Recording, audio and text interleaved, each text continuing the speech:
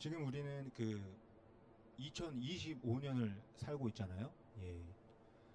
한 뭐 100년 전, 200년 전, 뭐 그때하고 뭐 그때만 아니더라도 예, 한 50년 전, 60년 전만 되더라도 예, 정말 이 세상이 많이 발전하고 예, 좋아졌다는 것을 알 수가 있습니다. 우리 한국만 해도요, 1950년대, 60년대는요, 너무나 힘들고 어려웠습니다. 예. 저게 이제 청계천이에요. 1950년대, 60년대 청계천. 야, 정말, 야, 저기 진짜 저게 한국인가 싶을 정도로, 예. 저 시대에 사셨던 분들은 뭐 기억이 나실 수도 있겠지만, 아무튼 너무 어려웠습니다. 그런데 이제 시대가 지나서 이제 최근에 청계천을 보면요.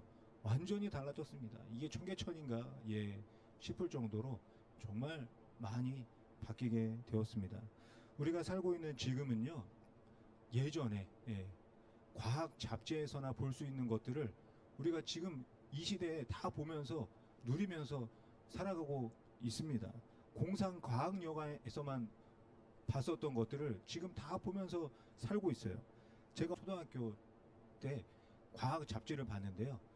거기서 공중 전화기를 등에다 메고 걸어 다니면서 전화를 하는 거예요.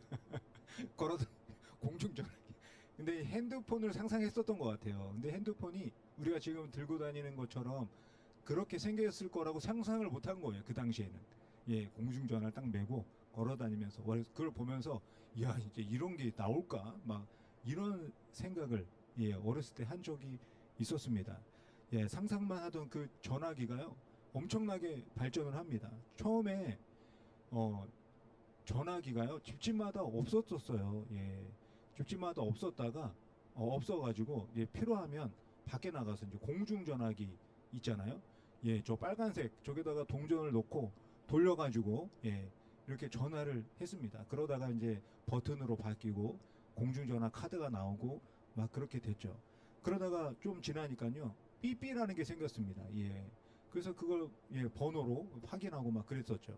또 나중에 좀 더 지나니까 카폰이 생기고 또 나중에는 벽돌만한 그런 핸드폰이 예, 생겼습니다. 예. 예전에 핸드폰이라고 하면 이 전화하는 것만 또 생각했잖아요. 그런데 요즘에는 또 스마트폰이라고 합니다. 왜냐하면 전화만 하는 게 아니라 이 핸드폰으로 음악도 듣고 또 비디오도 보고 게임도 합니다. 또 사진도 찍고요.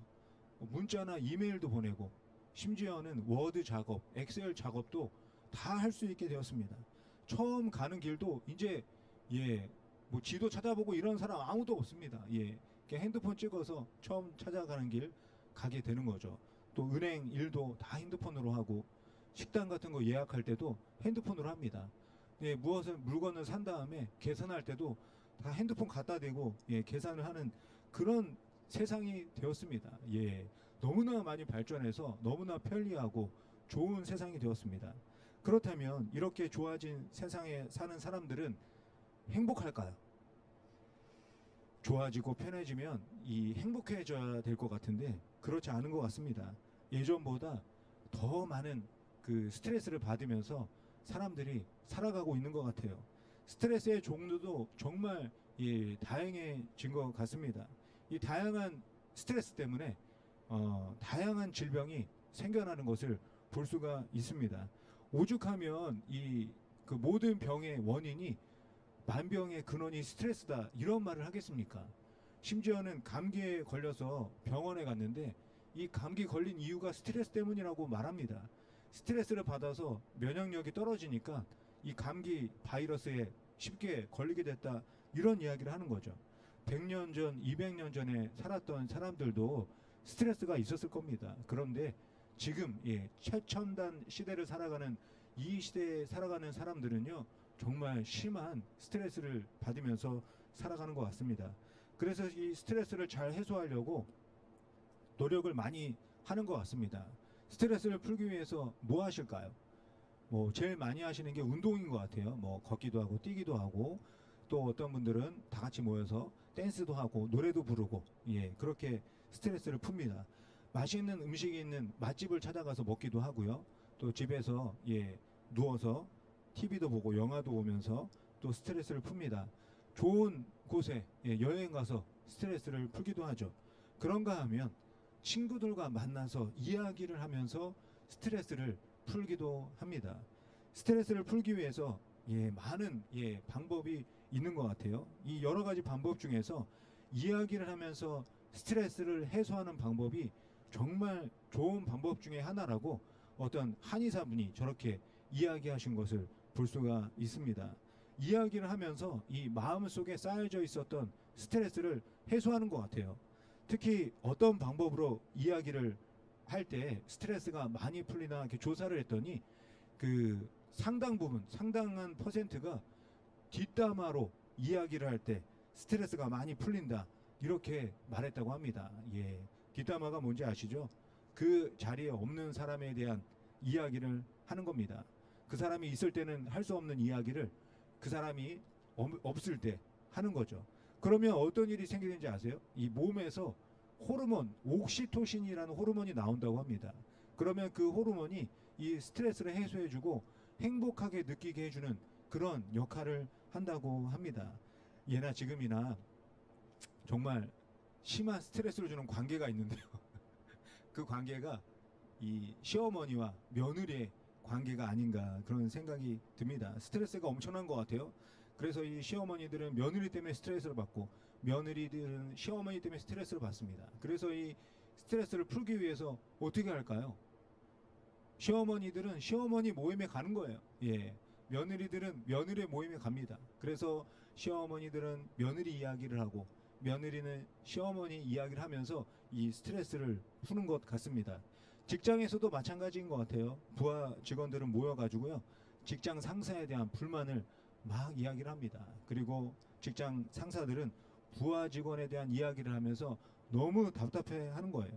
직접 앞에 놓고 이야기하기에는 불편하니까 없을 때 뒷담화로 이야기를 하는 거죠. 그러면서 각자 스트레스를 해소하는 것 같습니다. 제가 이 군대에서 병장으로 있을 때 그때는 아주 옛날이니까 구타가 있었어요. 그런데 이제 그 구타를 제가 없애고 싶어가지고 병장이 돼서 엄청 노력을 했습니다. 그래서 많이 없어졌어요. 그래가지고 저랑 같이 군 생활하는 우리 병사들이 좋아하고 행복해할 줄 알았습니다. 저한테 고마워할 줄 알았어요. 그런데 어느 날 제가 어디를 가는데 저에 대한 이야기를 하는 게 들리는 거예요. 엿들으려고 한 게 아니었는데 그래서 가까이 가서 들어보니까 저에 대한 불만을 막 이야기를 하는 겁니다. 제가 그때 알았어요. 부하 병사들은 상사에 대한 불만이 항상 있나 보다 이런 생각을 하게 됐습니다. 그 불만을 제 앞에서 말할 수가 없으니까 뒤에서 모여가지고 그렇게 막 이야기를 하고 있었습니다. 요즘에는 또 인터넷이 발달해가지고요. 다른 사람에 대한 이야기를 이 SNS에서 댓글로 하기도 합니다. 마음에 들지 않는 사람, 뭐 정치인, 뭐 방송인 이런 사람들에게 인터넷에서 온라인으로 막 비난을 하는 거예요. 신분을 공개하지 않고 말할 수가 있으니까 하고 싶은 말을 그냥 막 합니다. 심한 말 욕도 하고요. 정말 정말 이 보고 있으면 심하다 싶을 정도의 이야기들을 막 합니다.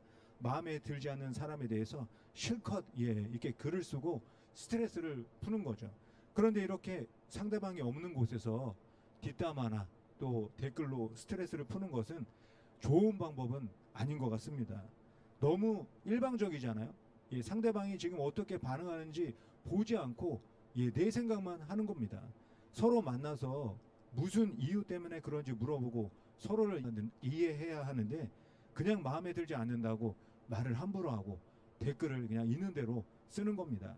이렇게 속 시원하게 자신의 말을 하는 사람들은요, 나중에 뭐라고 하는지 아세요? 다 똑같이 이렇게 말합니다. 나는 뒤끝이 없다 이렇게 이야기를 하십니다. 하지만 그런 말을 들은 사람은 어떻겠습니까? 나중에 듣고 알게 되거나 나중에 그 글을 본 사람들은 마음이 어떻겠어요? 아무것도 모르고 저렇게 말을 하는구나. 마음이 너무나 힘들 겁니다. 계속 그런 말을 듣고 보게 되면 살고 싶지 않은 그런 생각까지 든다고 합니다. 우울증을 넘어서 살고 싶지 않다 이런 생각까지 하게 된다 그래요. 그래서 이런 일들 때문에 극단적인 선택을 하는 그 많은 사람들을 우리가 뉴스에서 심심치 않게 보게 됩니다. 그래서 이 SNS에 악성 댓글을 다는 그 손가락을요, 어, 손가락 살인이다 이렇게 말하기도 합니다. 이런 것을 보면요, 뒤에서 다른 사람에 대해서 말하는 뒷담화나 댓글은 스트레스를 푸는 좋은 방법은 아닌 것 같습니다. 요한 1서 3장 15절에 보면요, 사도 요한이 이렇게 말을 하잖아요. 형제를 미워하는 자마다 살인하는 자다. 미움은 결국 살인과 같은 것이다. 내 스트레스를 풀려고 하다가 다른 사람을 죽이는 일까지 할 수 있게 된다는 겁니다. 그렇기 때문에 다른 사람에 대한 이야기를 할 때는요, 정말 조심해야 하는 것 같습니다. 잘 알지도 못하는 일은 말하지 말아야 합니다. 정말 궁금하다면 당사자에게 직접 찾아가서 확인해 보는 게 좋은 방법이라고 생각이 듭니다. 예수님은 이 세상에 사시는 동안에 스트레스를 받았을까요? 받지 않았을까요? 제가 생각할 때는요, 스트레스가 이만저만이 아니시지 않았을까. 하나님이신 분이 사람으로 오셨으니까 얼마나 답답하시겠습니까? 한계가 없으신 분이 육체의 한계를 가지게 됐으니까 이 스트레스가 있으시지 않았을까. 그리고 바리새인들, 유대 종교 지도자들이 얼마나 스트레스를 줍니까? 예수님이 없는 자리에서 말도 안 되는 뒷담화를 할 뿐만이 아니라 잘못된 이야기를 계속 퍼뜨리고, 또 예수님이 뭘 하시든지 시비를 걸고, 예수님을 언제 죽일 수 있을까 항상 기회를 엿보고, 정말 예수님이 받으시는 스트레스가 보통이 아니었을 겁니다. 그리고 또 스트레스를 주는 무리가 있습니다. 하루도 빠짐없이 스트레스를 주는 무리가 있는데 그게 누구냐면요, 제자들입니다. 예수님을 따라다니는 제자들이죠. 제자들 때문에 예수님이 스트레스를 많이 받으셨을 겁니다. 우리가 예수님의 제자라고 하면 거룩하고 신실한 모습을 생각할 수가 있는데요, 예수님을 따라다닐 당시를 생각해 보면요, 전혀 그러지 못했던 것 같습니다. 제자들은요, 예수님이 하시는 말씀을 예수님 바로 곁에서 들었잖아요. 그런데도 예수님이 하시는 말씀이 무슨 의미인지 몰랐어요. 이런 일이 한두 번이 아니었습니다. 자주 그랬어요. 그러니 예수님이 스트레스를 안 받으시겠습니까? 제자라고 해서 함께 하고는 있지만 정말 힘드셨을 것 같아요. 예수님이 한 번은 그 밭에 뿌리는 씨에 대한 비유로 말씀을 하셨습니다. 씨를 뿌렸는데 길가에 떨어지고 돌밭에 떨어지고 또 가시밭에 떨어지고 좋은 땅에 떨어졌다, 이런 비유의 말씀을 하셨어요. 그 이야기를 듣고 제자들이 뭐라고 했는지 아세요? 예수님, 아까 하신 말씀이 도대체 무슨 말씀인지 하나도 모르겠습니다. 예수님이 하시는 말씀을 이해하지 못해서 나중에 다시 물어보는 일이 한두 번이 아니었어요. 예수님이 어느 날은 바리새인들의 누룩을 조심하라, 이렇게 말씀하신 적이 있습니다. 이 바리새인들의 허례허식, 형식적인 믿음을 조심하라는 말씀을 하신 거잖아요. 그런데도 이 말씀을 이해하지를 못했어요. 그래서 우리가 남은 음식을 챙겨오지 못했는데 예수님이 그 음식 말씀하시나 보다, 그 음식 상할까봐 걱정하시나 보다, 엉뚱하게 이해를 한 거죠. 이런 제자들의 모습을 보시고 예수님이 얼마나 힘드셨겠습니까? 그리고 베드로를 보세요. 베드로가 누구입니까? 베드로는 그 제자들 중에 수제자였습니다. 수제자라고 하면 다른 제자들보다 뭐든지 솔선수범하는 그런 제자라는 말이잖아요. 그런데 베드로는 엄청난 사고를 저지르게 됩니다. 많은 사람들이 모여있는 곳에서 예수님을 모른다, 나는 모른다, 이렇게 부인하는 일이 있게 됩니다.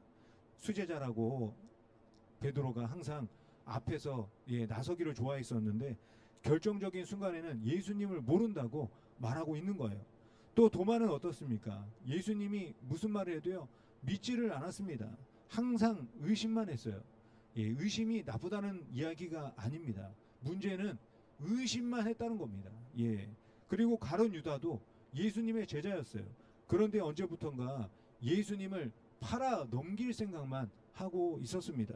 또 다른 제자들은요, 예수님이 가지고 계신 능력이라면 이스라엘을 로마에서 해방시켜 주실 수 있다, 또 이런 생각만 했어요. 예수님이 하시는 말씀, 예수님의 삶에는 관심이 없고 이스라엘 민족 해방에만 관심이 있었습니다. 이게 예수님을 따라다니던 제자들의 모습이었습니다. 한마디로 완전 개판이었어요. 이런 제자들하고 같이 다니는 예수님이 얼마나 스트레스를 받았겠습니까? 예수님도 스트레스를 풀어야 하지 않으실까요?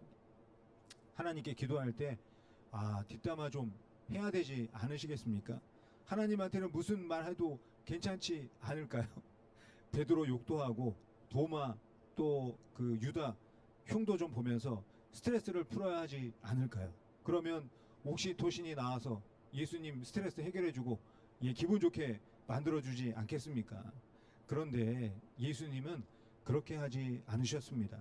예수님은 이런 식으로 스트레스를 풀지 않으셨어요.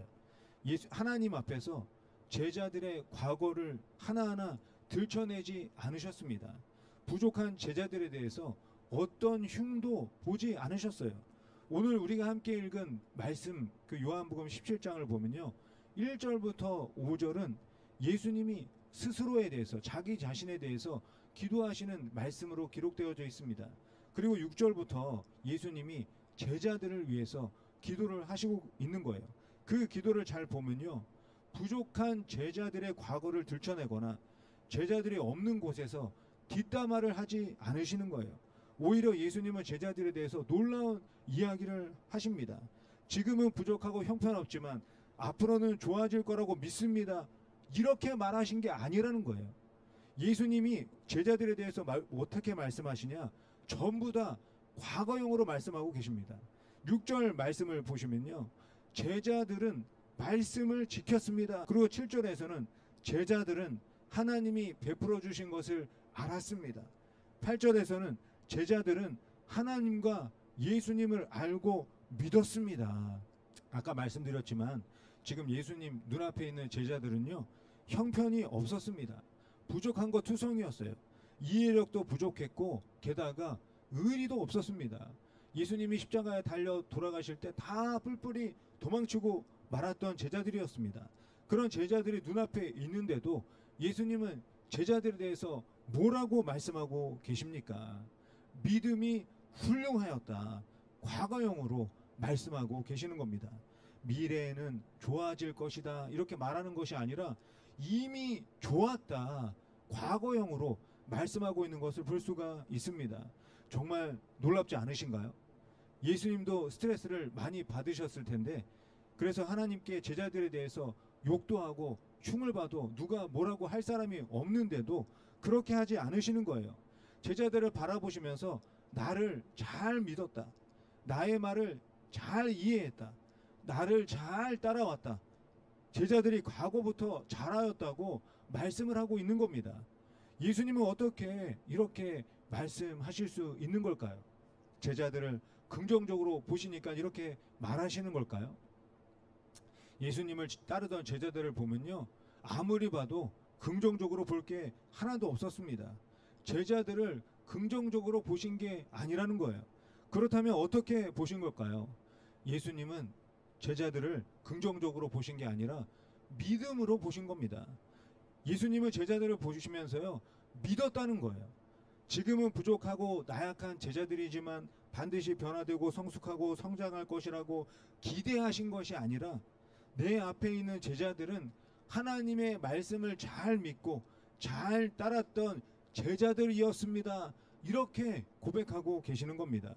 그리고 이런 제자들과 함께 했던 것에 대해서 감사하면서 하나님께 기도하고 있는 거예요. 베드로를 한번 생각해 보세요. 예수님이 십자가에서 죽으시고 난 다음에 베드로가 의욕을 완전히 잃었습니다. 그래서 다시 고기잡이 하러 돌아갔어요. 그러던 어느 날 부활하신 예수님이 베드로를 찾아오십니다. 저 멀리 해변가에 예수님이 서 계신 것을 알고 베드로가 배에서 뛰어내려서 예수님에게로 달려갑니다. 예수님이 베드로를 만나서 뭐라고 하십니까? 과거를 캐물으시나요? 어떻게 네가 나를 모른다고 3번이나 말할 수 있냐? 수제자라면서 어떻게 그럴 수 있냐? 로마 군사들이 무서워서 도망간 거냐? 종교 지도자들의 눈치가 보여서 그런 거냐? 아니면 내가 죽었다가 다시 살아날 것을 몰라서 그렇게 했던 거냐? 이런 말씀을 하지 않으십니다. 그냥 아무 말씀도 하지 않으시고 생선을 굽고 떡을 구워서 베드로에게 주시는 거예요. 예수님은 베드로의 과거를 캐묻지 않고 계십니다. 그렇다고 다른 제자들과 함께 베드로에 대한 뒷담화도 하지 않으세요.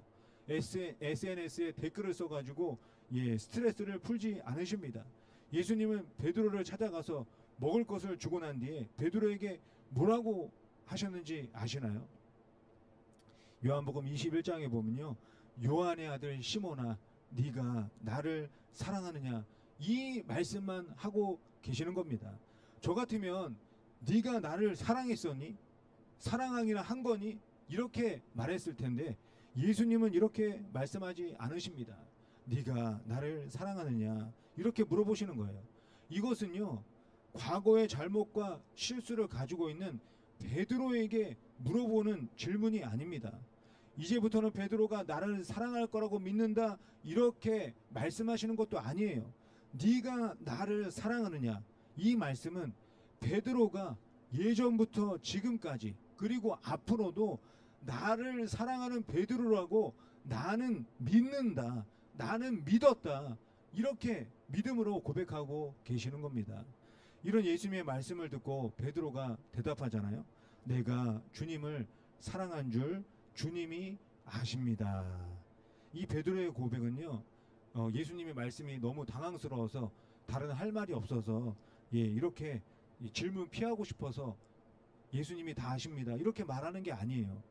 주님이 알고 계신 내가 바로 나라고 저도 믿습니다, 이렇게 베드로가 지금 대답을 하고 있는 겁니다. 이것이 성경에서 말씀하고 있는 예수님의 사랑, 하나님의 사랑이라는 거예요. 하나님의 사랑은요, 우리의 믿음과 신앙이 좋아질 것을 기대하면서 베풀어 주시는 사랑이 아닙니다. 하나님의 사랑은요, 아무런 대가를 원하지 않으세요. 아무런 조건이 없는 거예요. 우리가 사랑받을 만한 어떤 말과 행동을 했기 때문에 사랑해 주시는 게 아니라는 겁니다. 과거에는 좋지 않았지만 앞으로는 좋아질 거라고 긍정적으로 말하는 것도 아니에요. 우리가 죄와 허물로 가득했던 과거에서부터 우리를 사랑해 주셨다는 말입니다. 믿음이 부족하고 연약한 과거에서부터 사랑하셨다는 거예요. 하나님의 사랑은 과거부터 지금, 그리고 지금부터 미래까지 사랑했다, 과거형으로 말씀하시는 겁니다. 사랑하는 성도 여러분, 이 놀라운 하나님의 사랑을 저와 여러분이 받고 있는 겁니다. 지금 예배를 드리고 기도하고 찬양하니까 하나님이 사랑해 주시는 게 아니에요.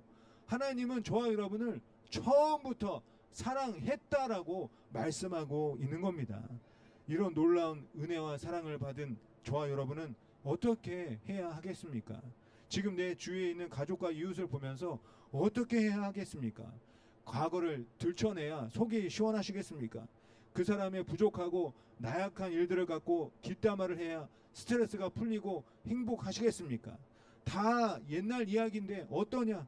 상대방의 반응을 전혀 생각하지 않고 다른 사람의 과거에 대해서, 실수에 대해서, 잘못에 대해서 이야기하면 옥시토신이 나와서 행복해지시겠습니까? 아니라는 거예요. 그런 이야기를 듣는 당사자는 어떤 생각하겠습니까? 하나도 행복하지 않을 겁니다. 다시는 이 사람들이랑 만나서 이야기하지 말아야겠다, 다시는 만나지 말아야겠다, 이런 생각할 겁니다. 베드로가 예수님 다시 만났잖아요.